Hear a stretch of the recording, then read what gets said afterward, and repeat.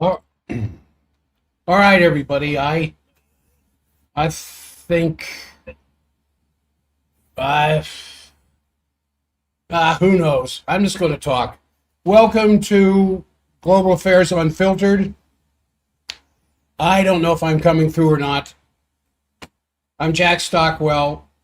Once again at the mercy of too many cooks in the kitchen. Too many cooks spoil the broth, or something like that. Welcome. It is the 14th day of April 2026. Boy, so many things to cover. I hopefully will have time in this hour to do it. I've been thinking most of the night and this morning, consulting with a dear friend of mine an hour or so ago, back and forth on directions to take and what to emphasize, what to talk about, because it is just insanity and madness. You may have been tempted to think that the current administration in Washington has already sunk to its lowest depths over the recent period. I mean, after all, the past 14 months,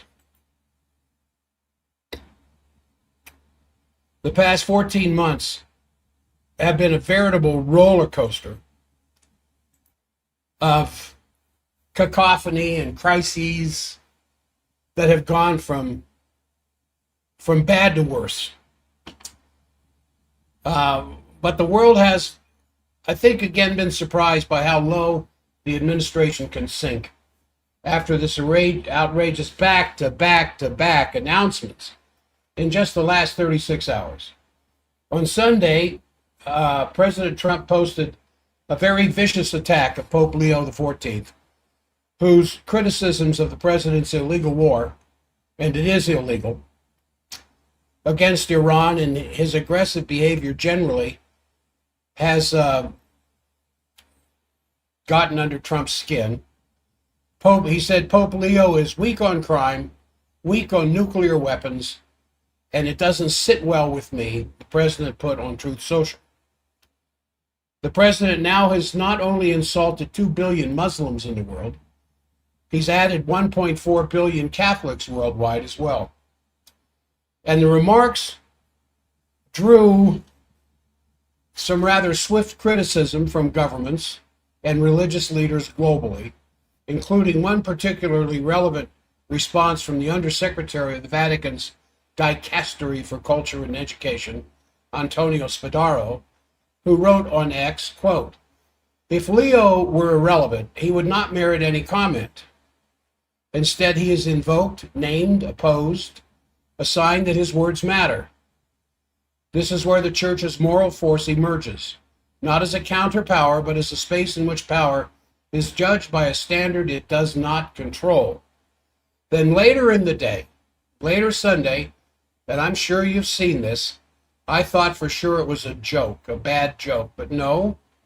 Apparently, the Trump himself posted this AI picture as Jesus Christ with an American flag, bald eagles, and fighter jets in the background. The implication is so twisted and offensive that some of Trump's strongest supporters said, finally he has crossed the line. The image was later taken down from the president's social media pages, but not without seriously raising the question as to Trump's mental fitness to hold office. And all of this is only the latest charade in a world that stands on the brink of nuclear war. The negotiations between the United States and Iran broke down on Sunday as Vice President J.D. Vance announced the U.S. was walking away from Iran, refusing to accept our terms. Now, this begs the question why Iran went to Islamabad in the first place. Why in the world did they agree? They were winning the war. And just like what happened in June of last year, when Israel was about to be incinerated, Netanyahu called for peace, they ended the war, and that was it. the Iranians learned something about missile attacks and missile offense during that 12-day war that they employed in this latest war. But I kind of wondered why in the world Iran was going to Islamabad. There was no need for that, unless they wanted to take a little rest period of their own, because they were winning. Despite what Hegseth says, despite what the president says, they were winning. And now Vance says, well, I'm going to take my pen and go home because you won't accept our terms. Now, this not only puts the already fragile ceasefire in jeopardy of collapsing, but Trump later announced the same day the American blockade of the Strait of Hormuz, warning that the U.S. is locked and loaded if Iran attempts to evade it. Oil prices immediately rose again Monday, but more importantly, if Trump actually enforces this could put our country in direct confrontation with China, which buys large amounts of oil from Iran, introducing an entirely new element into this war. Now, Russia has already announced its intention to send another oil tanker to Cuba, after having already sent one earlier this month, attended by Russian destroyers.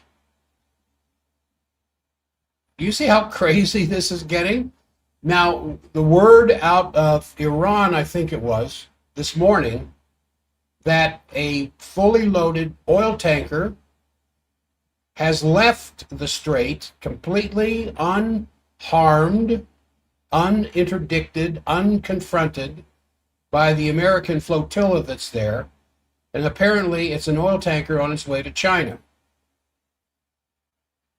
Now, I keep thinking the administration can't get any crazier than they have been day to day, but if they were to stop that tanker, well, these actions represent, and then there were 2 American destroyers that went in towards the strait and apparently turned around immediately when their own defense systems indicated missile lock. So it looks like the Iranians were intending on controlling, as they said they were going to control, the Strait of Hormuz. I haven't been able to verify that, but I believe it.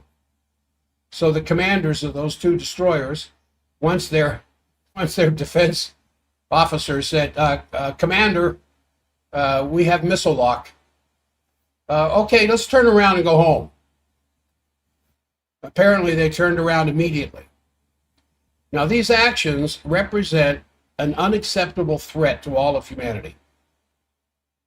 The most efficient action would be, if they had any kahunas, would be for Congress's power of the purse, if they would wield it, could stop all funding immediately of further military activity in the entire Southwest Asia region.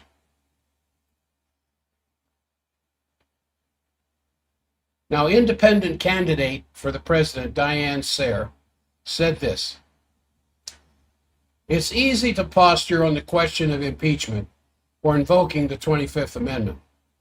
And many representatives are eyeing the November midterm elections, but such actions are going to be too late.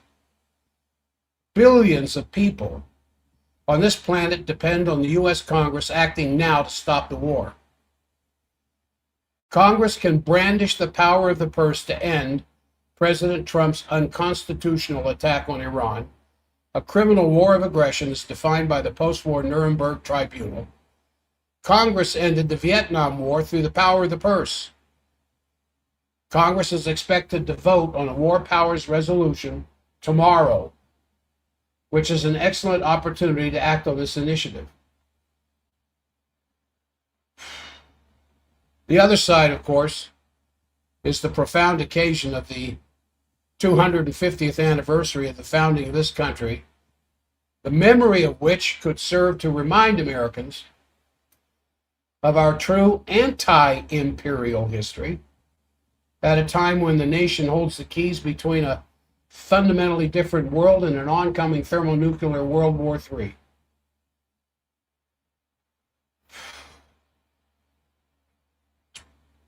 I think getting more and more Americans, and more Americans are waking up to this, learning the true history of what led to the American Revolution. It wasn't a 3% tax on tea. It was to free ourselves from an imperial dictatorial power that might help to get us off this current path of self-destruction. So the U.S. naval blockade of Iran officially got underway yesterday at 10 a.m. The White House said this: the blockade will be enforced impartially against vessels of all nations entering or departing Iranian ports and coastal areas, including all Iranian ports on the Arabian Gulf and Gulf of Oman. Then the U.S. Central Command said this: CENTCOM forces will not impede freedom of navigation for vessels transiting the Strait of Hormuz to and from non-Iranian ports. So oil tankers apparently picking up oil from the western side of the Gulf, which would be the Arab states, apparently can come and go as they wish. And of course, that oil was purchased with petrodollars, not with a yuan. President Trump warned just this morning, I caught the news brief when I woke up, that if any Iranian fast attack boats approached U.S. Navy vessels patrolling the strait, they will be immediately eliminated using the same system of kill that we use against the drug dealers on boats at sea. And you've seen those pictures. Can you imagine? With all this hyperbole and all this blustering, Iran isn't going to stand down. And if they try again to bring any member of that flotilla into the strait, where apparently two have already turned around because of missile lock, and these fast attack boats were coming after them. These fast attack boats zigzag, and they move so quickly it's very difficult to target them. And they carry torpedoes, they carry drones, they carry various kinds of smaller weapons that can still cause serious damage to these larger ships. Can you imagine if they were in fact taken out by the American Navy? What Iran will do next time? Will they fire upon missile lock or continue to allow missile lock to be the warning? This is going on in real time. This is actually happening. Now, according to the Wall Street Journal of this morning, the U.S. has 15 warships in the region, including an aircraft carrier, multiple guided missile destroyers, an amphibious assault ship, several other warships, and these ships have the ability to launch helicopters that support boarding operations. Some are capable of marshaling commercial vessels to specific areas to hold them in place. Now, Iran is going to oppose the blockade, which they've already said. Military spokesman Ebrahim Zolfakari said this: as has been previously announced, enemy-affiliated vessels do not and will not have the right to pass through the Strait of Hormuz. Other vessels will continue to be allowed to pass in accordance with the regulations of the IRGC Navy.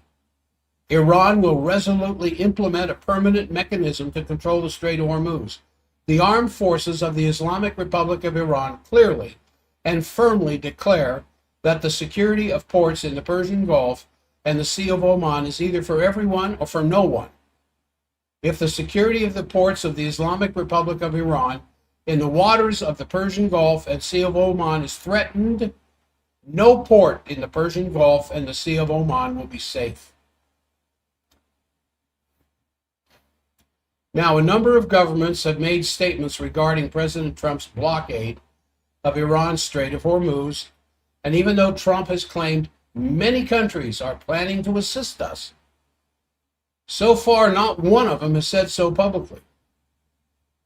From Al Jazeera, live update page for today that I was looking at this morning, quote, U.S. Prime Minister Keir Starmer said, "We're not supporting this blockade and all of the marshalling diplomatically, politically, and capability. That's all focused from our point of view of trying to get the strait fully open." He said the UK has been working to keep the strait open, not shut. Remember, before the attack on February 28th, it was open. It was open to everybody and anybody. So Starmer and Macron have announced plans to hold a summit this week for, quote, the coordinated, independent, multinational plan to safeguard international shipping when the conflict ends. Now, Japan has yet to decide whether to deploy its self-defense forces for mine-sweeping operations in the strait. Now, when these ships do these mine-sweeping operations, they're not doing the whole strait. You have these minesweepers just in front of the oil tankers or the fertilizer tankers or the natural gas tankers, whatever they're carrying. It's just like, you know, the images. There was an awful lot of landmines that were used in the Korean War. And there's still images, videos of soldiers with their little sweepers, the little devices out in front of them, like they're looking for gold coins or something, those type of metal detectors, swinging them back and forth, looking for a mine, and then they need to deactivate it, of course. A rather dangerous line of work. Well, that's the way these minesweepers work. They're not going back and forth in some grid pattern across the water looking for every mine they can. They're just sweeping the waters in front of the tankers. And so Japan said, well, we're trying to decide whether we want to send minesweepers along with our ships. Now, the Chief Cabinet Secretary Minoru Kihara said Japan is urging progress toward a comprehensive understanding between the two sides. What is most important is that de-escalation, including securing the safety of navigation, is actually achieved. Now, Australia's Prime Minister, Albanese, said, I think Sunday, he said his country has not received a request from Trump to support a blockade. He said, we received no request. They've made this announcement overnight. We haven't been asked to participate. Now, China has urged calmness. Just calm down when asked about Trump's threat to launch a naval blockade. Keeping the key waterway safe and stable and unimpeded, they said, serves the interests of the international community. The foreign ministers of 10-member Association of Southeast Asian Nations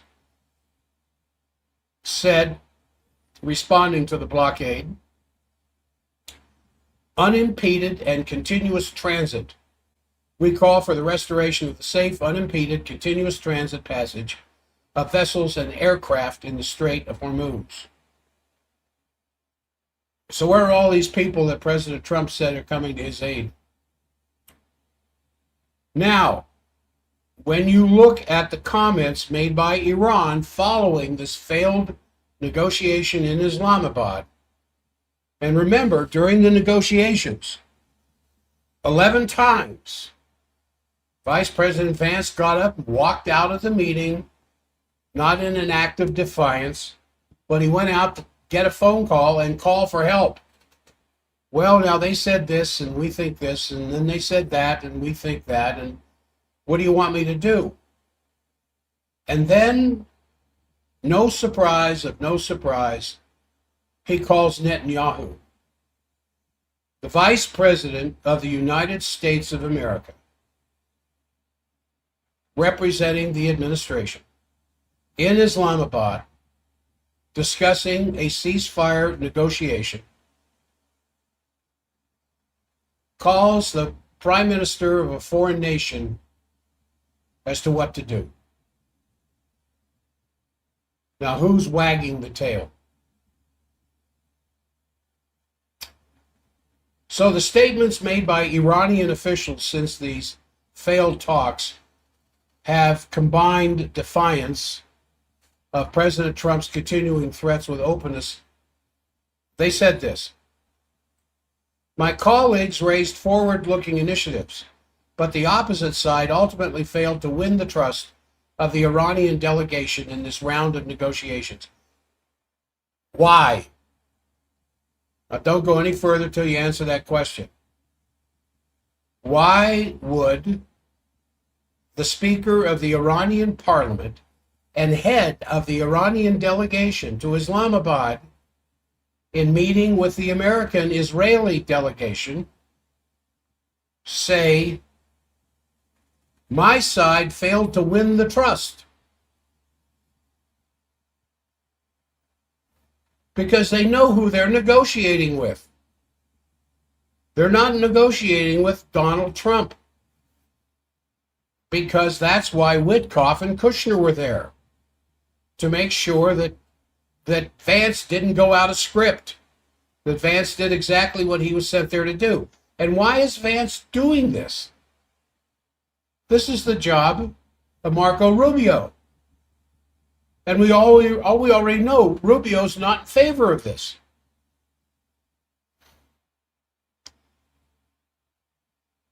Does Vance have further political aspirations and is trying to look good while the current administration is looking bad? Islamabad, or the Speaker of the Iranian Parliament, said this: "The U.S. has realized our logic and principles, and now it's time to decide whether they can earn our trust or not." He said, "Enjoy the pump figures. Soon you will be nostalgic for $4 to $5 gas." Oh my goodness. Oh my goodness. Did you hear that? Galibaf, the Speaker of the Iranian Parliament, said this after the meeting was over with, addressing Trump's threat to block the Strait of Hormuz. "Enjoy the current pump figures. With the so-called blockade, you'll soon be nostalgic for $4 to $5 gas." Can you imagine that? Sitting there at the dinner table with your family, sitting across some workstation at your employment, saying, "Boy, can you remember when gas was only $5 a gallon?" So the foreign minister, Agrachi, said about the negotiations, he said this: "In intensive talks at highest level in 47 years, Iran is engaged with the U.S. in good faith to end the war. But we have encountered maximalism, shifting goalposts, blockades, zero lessons earned. Goodwill begets goodwill, but enmity begets enmity." It's interesting, this country, whose language is Farsi, is so erudite with English compared to our English-speaking representatives. Navy Commander Admiral Shahram Irani said Trump's threats are laughable. The Quds Force Commander Ismail Khani said the U.S. and Israel will be expelled from the region without any achievements, like they were driven from the Red Sea and Bab al-Mandeb Strait in Yemen. Mohsen Rezai, former IRGC commander and secretary of Tehran's Expediency Council, said, "Iran is not a place that can be blockaded with tweets and imaginary plans, and that the U.S. is doomed to fail." So that's how, excuse me, that's how the Iranians responded to this. I don't know whether to laugh or cry. Catholic leaders were very sharp in their response to Trump's attack on Pope Leo. The claim out there is that Trump could not have won the last election without the Catholic vote. What do you think's happened with the Catholic vote?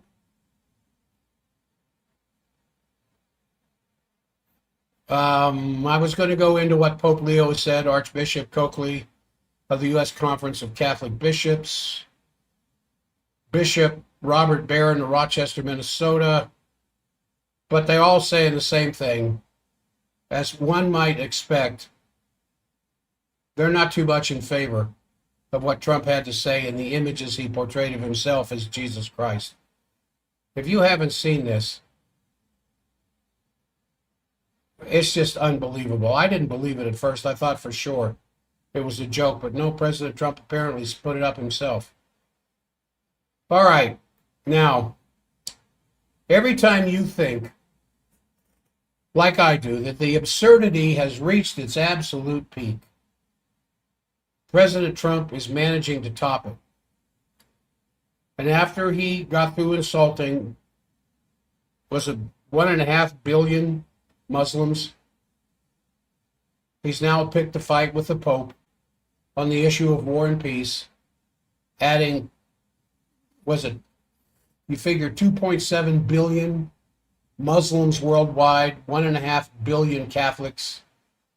Trump has managed to get half of the religious population of this planet totally upset with him, which is quite an accomplishment for somebody who wants the Nobel Peace Prize.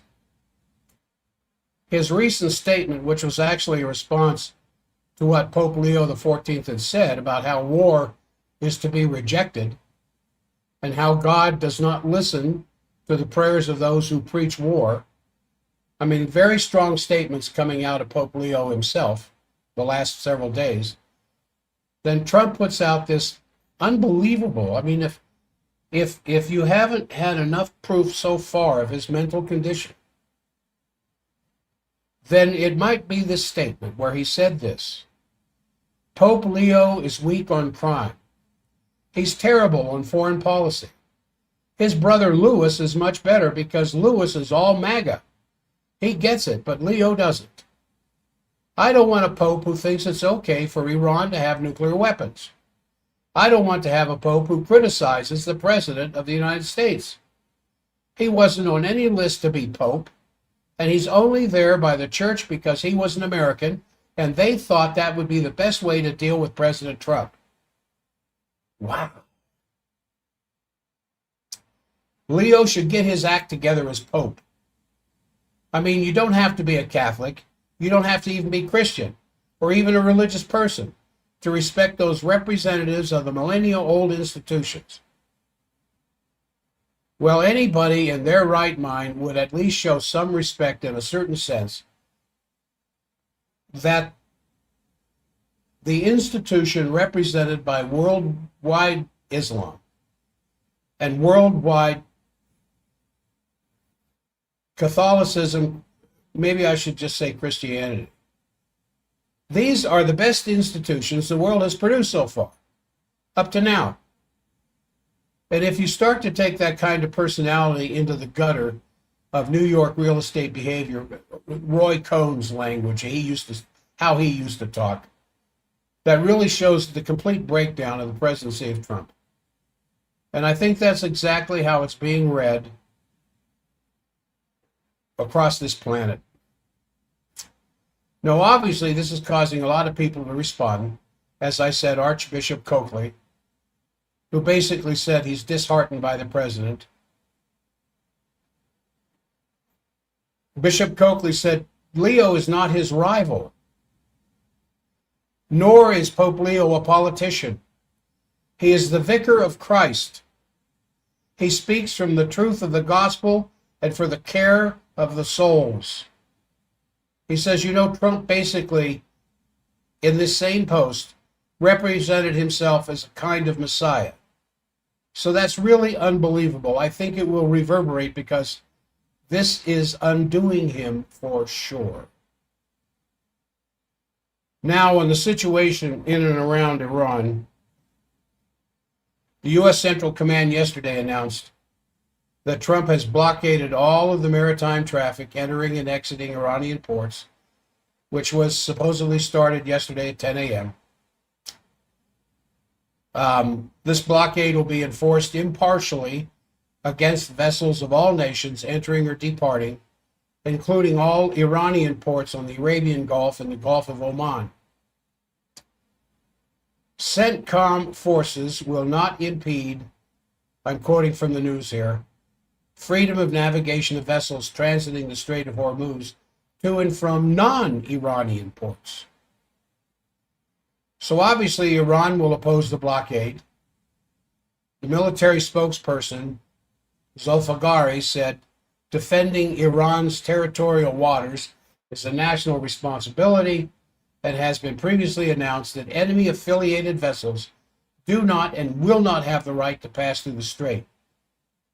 So this, I think, is indicating that this whole situation is accelerating. So what happened with the negotiations in Islamabad that were the 21 hours of marathon discussions, at the end of which J.D. Vance declared that it failed because Iran was not ready to fulfill the U.S. conditions? And basically, it was exactly like that. The U.S. has a list of demands and completely rejected discussing the alternative proposal of Iran. Imagine, you don't have to be a fly on the wall. Apparently, the Iranians had a mass delegation present. All kinds of people were there. Engineers, architects, medical people, political people, military people, to be able to address all the various aspects of some kind of, not necessary reconciliation, but some meeting of the minds that would involve all the aspects of Iranian culture if the Iranians were to meet head-to-head with some of these points that the Americans wanted. The Americans show up with Vance, Kushner, Witkoff, a couple of other people, and sit down and make their demands for 21 hours.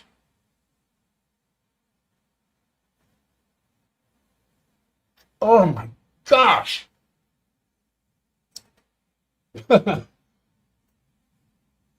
You can't make this up.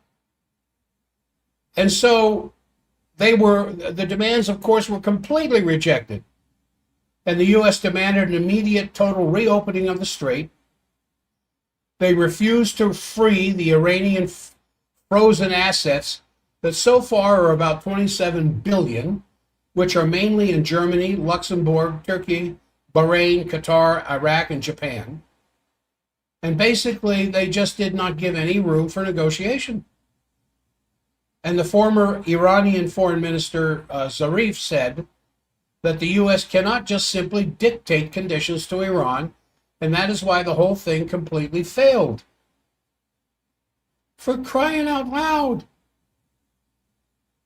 So there are other statements from all over the world commenting on that.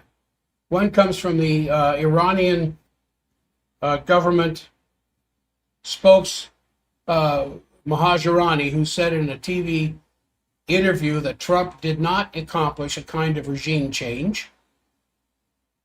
That he did accomplish a regime change, not just the one he wanted or the one he is claimed to have done. That he has turned Iran's dream into reality by basically giving the Iranian government control over the Strait of Hormuz. Remember, before the attack on November 28th, nobody had control of the Strait of Hormuz.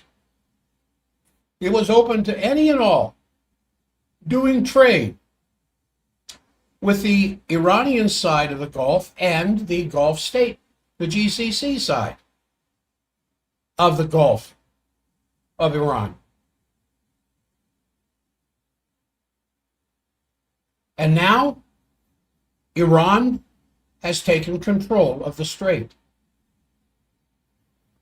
And while they say nobody passes, you cannot go around, don't take your 200, you're going straight to jail. They're already targeting American flotilla ships if they come near the strait. So who's in charge here? Now, naturally, there's a realignment going on, which may not be completely visible at the moment, but it's very clear that the countries of the Gulf states are reorienting themselves to where they think the winning side is. Isn't that what usually happens? So there are clear signs that Oman, Qatar, Bahrain may actually end up siding very shortly with Iran, while the United Arab Emirates, Saudi, Kuwait still seem to be more of the opinion that the United States is winning this conflict. And other countries are incredibly tense. Jordan could break up. Jordan could, and I thought this might happen during the 12-day war, but Jordan could actually break up because half of its population are Palestinians. And you know, obviously, despite the fact that Jordan is generally very much on the side of the U.S. and the West, nevertheless, this is creating tremendous tension inside of Jordan. So you have to see how this is going to play out, but obviously, the effects of the world economy are going to accumulate by the day. I think the foreign minister who said that the United States will yearn for the nostalgic days of $4 and $5 a gallon gasoline, I think is the most telling statement out of the last 48 hours. So the other major events, not to leave everything there at the strait, the other major events, yesterday, naturally, the national election in Hungary, where Peter Magyar won with a 2/3 majority. This is unexpected. It was for sure unexpected by all the pro-Orban forces. And the 2/3 majority means that Magyar can change the constitution of Hungary, which means he will undo most of the law and the legislation which has been implemented by Orban over the last, 14 years or so. And naturally, the main reason why this happened has to be investigated, but there are a lot of people who are saying it was a complete takeover by the Soros forces, because Soros never forgave Orban when he kicked out Soros's university from Budapest and basically kicked out all of his NGOs. And there was very clear Soros's apparatus influencing the situation via Facebook, TikTok, and with all their algorithms transferring preferably Magyar's messages to the younger generation and basically shadowing the communication of the Orban forces. All of that, of course, has to be looked at, but, you know, whatever, the free elections in Hungary are in shambles. But there's another element which may be even bigger, and that is that the pro-Orban voters increasingly became upset about Trump and his war policy. So J.D. Vance last weekend was in Hungary to support Orban's rallies. And that was obviously not appreciated by a lot of the voters who opposed war in general, not only the war in Europe against Russia, but also Trump's war against Iran. And therefore, there are now, you know, already people mocking from Hungary, Romania, Germany, starting to mock the West more and more. And this is definitely a problem for the European Union, because the veto power of Orban was a crucial element in blocking some of the pro-war policies of the EU against Russia. So this is a significant change. And now Elon Musk basically accusing Soros, and says that this was total takeover of Hungary by Soros. But it's, you know, really not that clear cut. This Peter Magyar used to be in the same party, the Fidesz party, like Orban, until a couple of years ago. And now one of the first statements he made is directing discussions with Putin, pointing to the permanent geopolitical reality between Hungary and Russia. Otherwise, Magyar is in favor of the EU. He's in favor of NATO. I don't think it's going to be so clear-cut, because a lot of things have changed. But however, demanding not uh, takeover in the parliament, he's going to have 138 of 199 seats. But he's now demanding, the newly elected of Hungary is now demanding that the president of the Supreme Court, the Supreme State Attorney, the leaders of the Media Supervisory Office, and the Supreme Office of Competition, demanding that all these people immediately resign. Now, it's interesting that about 78% of the population voted. So that's a big change of the internal dynamic of the European Union, because without Hungary, Fico's position in Slovakia is definitely weakened. And the Czech Republic, as they were in the same sort of a line with Hungary and Slovakia, naturally Spain is still there in its position.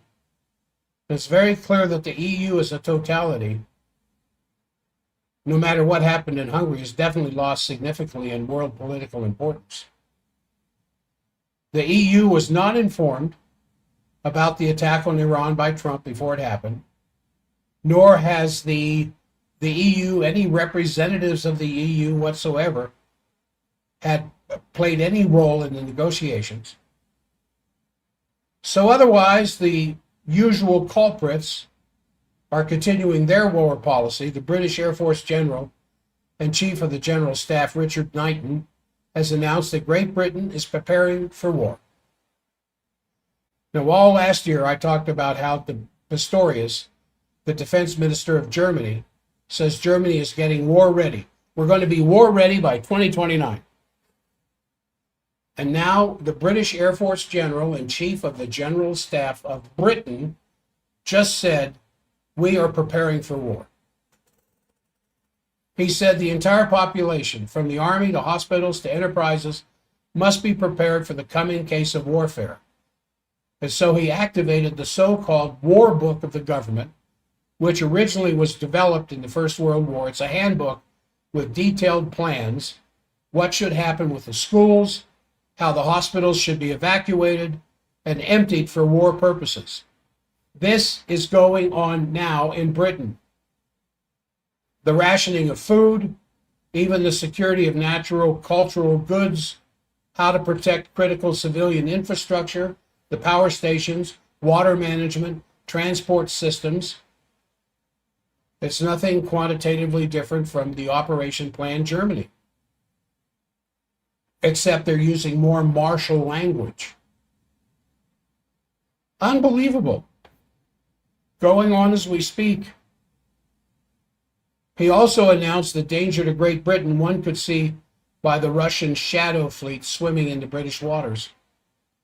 There's threats by the British government to force these shadow fleets to halt, essentially because every tanker is now accompanied by a Russian warship.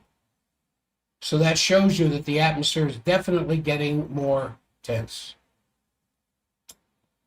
And then on some other matters, the so-called Peace Council of Trump, if somebody still remembers that, it's obviously not going anywhere, essentially because the promised money, remember how much money was promised to go into that Peace Council that would have control of Gaza? 17 billion was promised if they'd come together in agreement. The only money which is there right now is less than 1 billion, not 17 billion. And naturally, that means nothing can be financed. The whole thing is shambles while the killing in Gaza continues. And now the situation in Israel remains one of a real horror show, despite the fact that most of the people are talking about immigrating. They are leaving. They are leaving Israel in mass numbers. Netanyahu is falling even further in the polls, but the various Israeli historians and experts that we have seen in contact with all describe the mood and sentiment of the Israeli population as more like their former one under previous attacks. Anyway, it's definitely horrible. One example being mentioned is that in Tel Aviv, a policeman, and this is coming from reliable sources, There was a demonstration of 1,000 people against the war. And this policeman prevented doctors. Well, there were these two doctors who witnessed that one of the demonstrators became unconscious, fainted and became unconscious. So the doctors tried to make resuscitation efforts, and then a policeman came, took the adrenaline injection out of the hand of the attending physician, and basically prevented the man from being revived. This is just one little element. And how do you know you can believe stuff like that? Because people are standing there filming it. That's one thing you can't get away much with anymore, isn't it? We used to think a few years ago when policemen had to start wearing chest cams. It was one thing to have one on the front of their car, but then they had to start carrying them on their chest. Now everybody's got one. It's called a smartphone. Naturally, the killing in Beirut is still going on. There are now many people testifying that the truce between Israel and Lebanon was a part of the original 10-point plan, agreed to, but obviously violated and completely ignored by Israel. I mean, it was agreed to between the Pakistani mediators and the U.S. and the Iranians, but completely ignored by the Israelis. So in the Israeli carpet bombing of Beirut, in one day here the other day, more than 300 civilians were killed. So that's definitely the result of when you have a breakdown of international law. Then the murdering of civilians is no longer prevented. Who's going to prevent? Who's going to protect the civilians in Beirut from Israeli carpet bomb? The same people who protected the Palestinians in the carpet bombing of Gaza. Nobody. So we've only got a few minutes left. I had some other things I wanted to talk about. But I think that the fallout of the recent escapades by Trump inside this country are going to be very dramatic because of the fact that he's now picking a fight with the Pope. I think that crosses all lines of behavior with any kind of civilized behavior for a U.S. president. And naturally, the fallout internationally is huge. So on the one side, you try to build a movement of independent candidates that'll have a big event, a big effect on the coming events. And then there's on the other side, the expanded Oasis plan. The old Oasis plan of LaRouche is getting more and more attention. Pakistan's talking about it. Oman is talking about it. Increased recognition of what LaRouche tried to do, what was that, 40 years ago, or whenever that was? And given the fact that there's going to be a realignment of strategic forces when this thing finally ends, who's going to be calling the shots? Because Iran isn't going to back down. And given the fact that there's going to be a realignment one way or the other, the idea that rather than killing Shia and Sunni Muslims each other among all the different states, there is a benefit in the common economic development of all of them.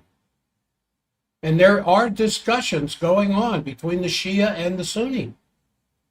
Remember, the Sunni are the Shia are in a bit of a minority. The Sunni consider the Shia apostates.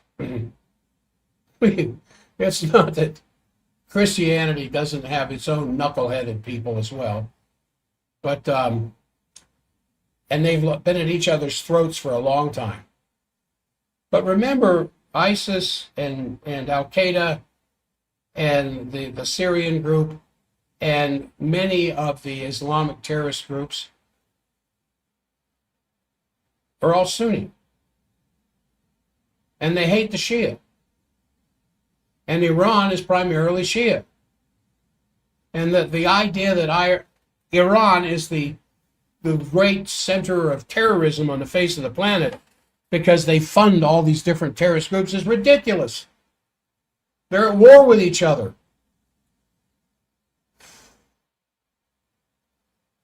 But as a consequence now of this undeclared, this unprovoked war of aggression against Iran, it's an idea which is no longer being regarded as some utopian conception. We'll probably have another roundtable discussion soon. But we're to a point now where,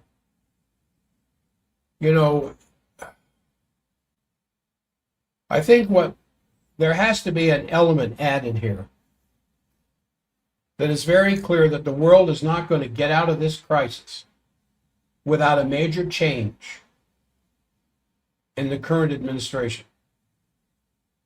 And it's not just the current administration, it's the entire United States that needs to change. Because if we don't get off this current trajectory, we're going to end up in financial collapse. And it won't be as peaceful as when the Soviet Union dissolved in 1991. In all likelihood, could lead to World War III. So the need to change the United States is, not something you can debate. It just has to be done. And there are many people, the lefties, the righties, who don't think very clearly, who would like to build a different system without the United States, just make the United States go away. Well, that's not going to work. So with the 250th anniversary, there is a unique chance to not only get the United States straightened out internally, but to remedy the relationship of the United States with the rest of the world by trying to get back to what America meant as a concept, as a project for all Republican-minded forces of Europe and probably other places around the world, and that tradition needs to be revived. Benjamin Franklin's focus on Confucius, the Founding Fathers' idea of making a constitutional republic, John Quincy Adams on foreign policy, Alexander Hamilton versus the British system, and Lincoln versus the British system.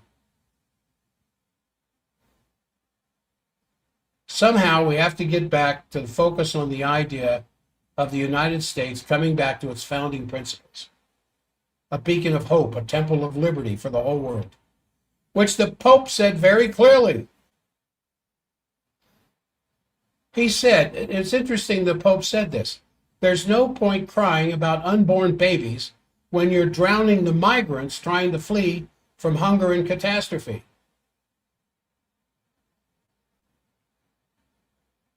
That really stuck with me. Naturally, the 4th of July will be, before that in any case,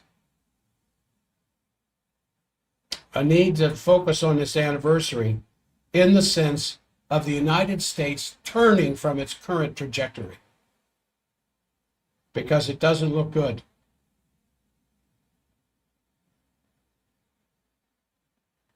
So that's kind of how I feel about this. Oh, it's the top of the hour. I got to stop. I went on too far here. Lowell is going to be picking things up here. Now, Lowell, I'm surrendering control. You'll have to control the horizontal. You'll have to control the vertical. I am now turning control over to you, Lowell, and I'm disconnecting from control of the booth there. Good luck with your show. I hope you have as much fun as I did. I'll see you all tomorrow with a health program. And for those of you on the stream, thank you.